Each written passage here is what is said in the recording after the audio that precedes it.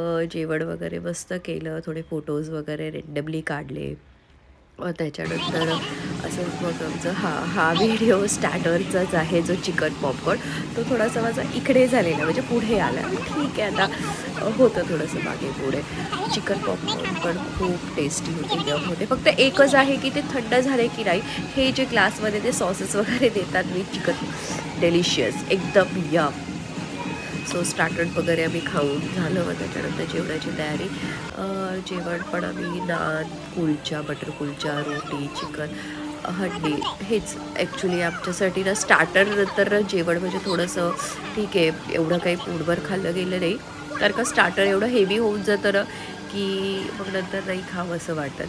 But ठीक आहे, छान होतं, यम्मी होतं आणि एन्जॉय केलं. आई पण जेवली व्यवस्थित. आमचं असं कन्सल्ट असतं की आईला थोडंसं जास्तीत जास्त वेळ देऊन तिला काय दिलंय माइंड तुला? रिलॅक्स करायचं.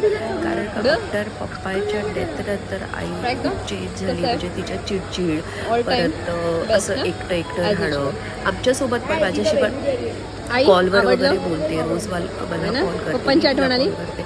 पण हा. पहिल्यासारख्या काही गोष्टी नाही राहिल्या, खूप चेंज झालं आहे.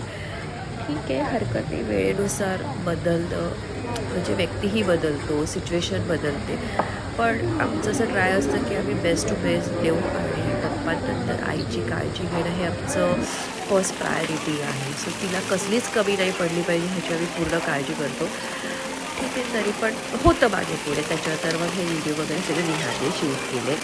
थोडंसं माझं झालं तिथे ऑर्ग्युमेंट इथल्या वेटर्स आणि कॅप्टनसोबत. ॲक्च्युली सीन असा होता की प्राजक्ताने बिर्याणी मागवली. बिर्याणीमध्ये थोडंसं आम्हाला काहीतरी फॉल्टी वाटलं. सो ठीक आहे, मी तुमच्याबरोबर शेअर नाही करत ती गोष्ट, कारण का होतं असं कधीतरी. त्याच्यानंतर मी त्यांना खूप बोलली, म्हटलं ते ॲक्च्युली ते एक्सेप्ट करत नव्हते त्याची मिस्टेक, की नाही ते काहीतरी मसाला आहे लाईक दॅट असं. मी त्यांना बोलली, मी लास्ट 15 इयरपासून कुकिंग करते आणि नॉनव्हेज आमच्याकडे वीकली 3 डेज 4 डेज असतंच असतं. सो नॉनव्हेजचं मला नॉलेज नाही असं होणार नाही.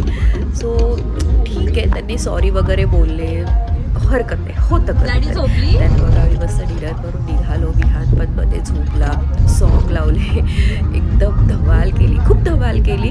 त्याच्यानंतर मग प्राजक्ताने तर ऑसम गाडी एकदम म्हणजे मस्तच तिने छान चालवते ती. मला एवढा कॉन्फिडन्स नाही आहे, पण सिरियसली खूप कमी वेळात ती छान शिकली आहे. आई पण सोबत होती. मग त्याच्यानंतर रात्रीचे 1:30 वाजले होते आणि आम्ही फुल एन्जॉय केला. गाणी मस्त लावली, मस्त आम्ही पण गाणी म्हणत होतो. ती पण, तिला मज्जा आली. फॅमिलीबरोबर टाईम स्पेंड करणं ही एक वेगळीच आहे. फक्त